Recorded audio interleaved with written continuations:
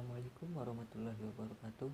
Perkenalkan, nama saya Anugrah Bagus Triadi, NIM 276.002, Prodi Pendidikan Teknik Informatika.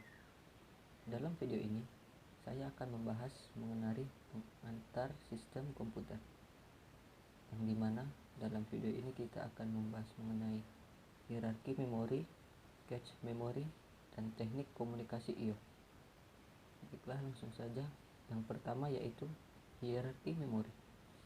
Di dalam arsitektur komputer, hierarki memori merupakan sebuah pedoman yang dilakukan oleh para perancang demi menyetarakan kapasitas, waktu akses, dan harga memori untuk tiap bitnya. Secara umum, hierarki memori terdapat dua macam, yakni memori tradisional dan memori kontemporer. Memori dapat mengalami beberapa hal sebagai berikut. Yang pertama, peningkatan waktu akses, yang dimana semakin ke bawah semakin lambat dan semakin ke atas dia semakin cepat. Yang kedua yaitu peningkatan kapasitas, yang dimana semakin ke bawah semakin besar dan semakin ke atas dia semakin kecil. Yang ketiga yaitu peningkatan jarak dengan prosesor, semakin ke bawah semakin jauh dan semakin ke atas semakin dekat. Yang terakhir, penurunan harga memori tiap bitnya, yang dimana semakin ke bawah semakin murah dan semakin ke atas dia akan semakin mahal.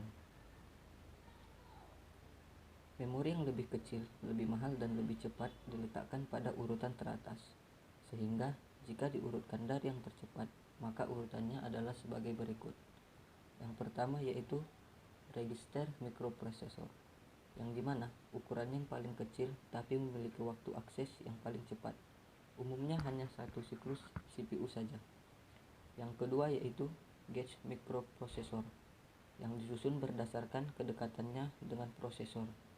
Yang ketiga yaitu memori utama, yang dimana memiliki akses yang jauh lebih lambat dibandingkan dengan memori gauge, dengan waktu akses hingga beberapa ratus siklus CPU, tapi ukurannya mencapai satuan gigabyte. Yang keempat yaitu gauge cakram magnetis, yang sebenarnya merupakan memori yang digunakan dalam memori utama untuk membantu kerja cakram magnetis. Yang kelima yaitu cakram magnetis, merupakan piranti penyimpanan sekunder yang paling banyak dijumpai pada sistem komputer modern. Yang keenam yaitu tape magnetis, merupakan suatu medium untuk perekaman magnetis yang dibuat dari suatu mantel magnetizable tipis yang panjang. Dan yang terakhir yaitu cakram optik, merupakan suatu medium penyimpanan data komputer, dapat berubah film atau musik, dan data yang dapat dibaca dengan optic reader pada room, dan setiap cakram optik memiliki room yang berbeda untuk setiap jenis cakram optik tertentu. Baiklah, yang kedua yaitu memory cache. Cache memory atau memory cache merupakan memori yang berukuran kecil yang bersifat temporary atau sementara. Ukuran filenya sangat kecil, tetapi kecepatannya sangat tinggi. Dalam terminologi hardware, istilah ini biasanya mengacu pada memori berkecepatan tinggi yang menghubungkan aliran data antara prosesor dan memori utama atau RAM yang biasanya lebih lambat. Penggunaan cache harus meminimalkan hambatan dalam aliran data antara prosesor dan RAM. Memori cache atau cache memory merupakan memori tipe SDRAM yang memiliki kapasitas terbatas tetapi kecepatannya sangat tinggi dan dengan harga yang lebih mahal daripada memori utama.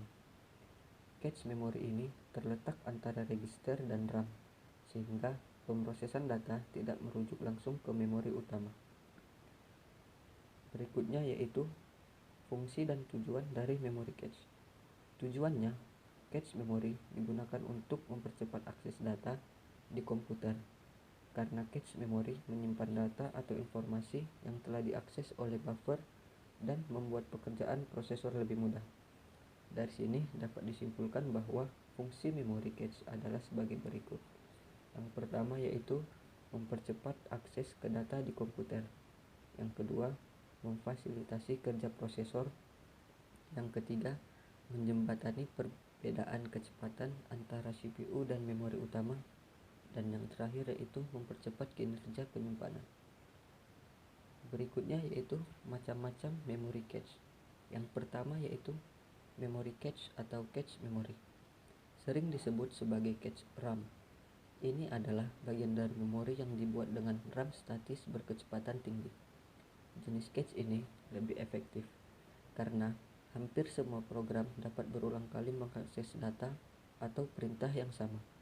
Ini berarti bahwa semakin banyak informasi yang disimpan, semakin sering komputer menggunakan cache ini daripada menggunakan RAM yang relatif lebih lambat. Yang kedua yaitu disk cache. Disk cache tidak berbeda secara signifikan dari cache memori dan didasarkan pada prinsip yang sama.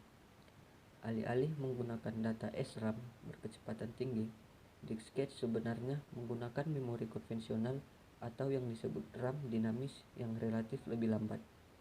Cara kerjanya saat Anda menjalankan aplikasi yang meminta data dari hardware, aplikasi pertama-tama akan memeriksa apakah data tersedia di buffer memori.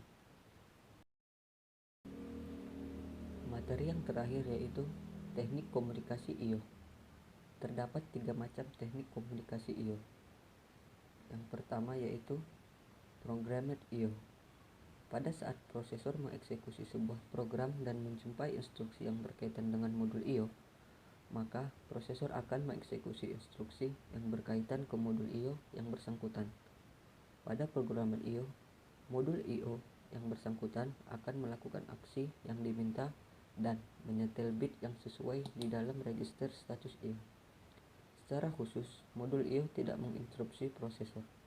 Jadi, pemeriksaan status modul I/O secara periodik sampai operasi selesai adalah tanggung jawab prosesor. Software I/O ditulis sedemikian rupa sehingga prosesor mengeksekusi instruksi-instruksi yang memberinya kontrol langsung terhadap operasi I/O. Set instruksi meliputi instruksi I/O dengan kategori. Yang pertama yaitu control, yang berguna untuk mengaktifasi perangkat eksternal yang memberitahu apa yang harus dilakukan. Yang kedua yaitu status, yang berguna untuk menguji kondisi yang berkaitan dengan modul I/O dan periferalnya. Dan yang ketiga yaitu transfer, yang berguna untuk memindahkan data antara register prosesor dengan perangkat eksternal. Teknik komunikasi I/O yang kedua yaitu interrupt driven I/O. Alternatif lain adalah prosesor menerbitkan perintah I/O ke modul dan melanjutkan pekerjaan lainnya. Setelah itu, modul I/O akan menginstruksi prosesor untuk meminta layanan saat modul itu telah siap saling bertukar data dengan prosesor. Interrupt driven I/O lebih efisien jika dibandingkan dengan programmed I/O karena menghilangkan waktu tunggu yang tak perlu. Akan tetapi, interrupt driven I/O masih menghabiskan waktu prosesor karena setiap word data yang berangkat dari memori ke modul I/O atau sebaliknya harus melalui prosesor. Teknik komunikasi I/O yang terakhir yaitu Direct Memory Access atau DMA. Cara kerja teknik DMA adalah CPU akan mendelegasikan kerja I/O kepada DMA. CPU hanya akan terlibat pada awal proses untuk memberikan instruksi lengkap pada DMA dan akhir proses saja. Dengan demikian, CPU dapat menjalankan proses lainnya tanpa banyak terganggu dengan interupsi. Keunggulan DMA yaitu penghematan waktu pemrosesan dan peningkatan kinerja I/O. Pada saat akan membaca atau menulis suatu blok data, prosesor mengeluarkan perintah ke modul DMA dengan cara mengirimkan informasi sebagai berikut. Yang pertama, apakah read atau write yang diminta? Yang kedua, alamat perangkat I/O yang terlibat.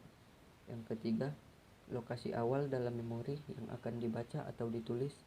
Dan yang terakhir yaitu jumlah word yang akan dibaca atau ditulis. Sekian yang dapat saya sampaikan. Atas segala kekurangan dan kesalahannya saya mohon maaf. Saya Nugra Bagus Triadi undur diri. Assalamualaikum warahmatullahi wabarakatuh.